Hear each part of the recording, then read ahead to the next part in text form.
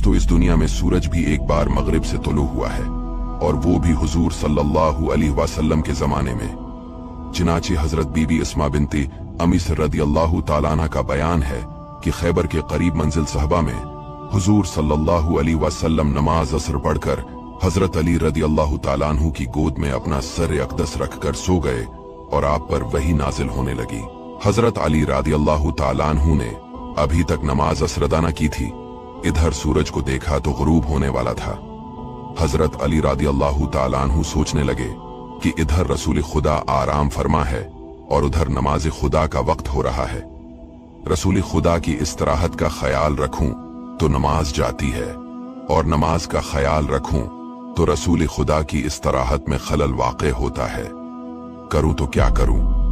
आखिर मौला अली शेर खुदा रदियल्लाहु ताला अन्हु ने फैसला किया कि नमाज को कज़ा होने दो, मगर हुजूर की नींद मुबारक में खलल ना आए।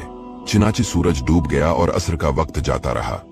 हुजूर उठे तो हजरत अली को मगमूम देखकर वजह दरियाफत की तो हजरत अली रदियल्लाहु ताला अन्हु ने अर्ज किया, या रसूल अल्लाह, मैंने आपकी इस्तराहत के पेश नजर अभी तक नमाज असर नहीं पढ़ी और सूरज गुरूब हो गया। हुजूर सल्लल्लाहु अलैहि वसल्लम ने फरमाया, तो गम किस बात का, लो अभी सूरज वापस आता है और फिर इसी मकाम पर आकर रुकता है जहां वक्त असर होता है। चिनाचे हुजूर सल्लल्लाहु अलैहि वसल्लम ने दुआ फरमाई तो गुरूब शिदा सूरज फिर निकला और उल्टे कदम इसी जगह आकर ठहर गया जहां असर के वक्त होता है। हजरत अली ने उठकर असर की नमाज पढ़ी तो सूरज गुरूब हो गया।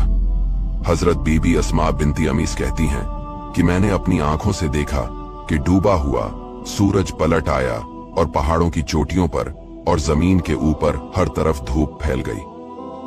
दोस्तों, हमारे हुजूर पाक सल्लल्लाहु अलैहि वसल्लम की हुकूमत सूरज पर भी जारी है और आप कायनात के हर जर्रा के हाकिम और मुख्तार है।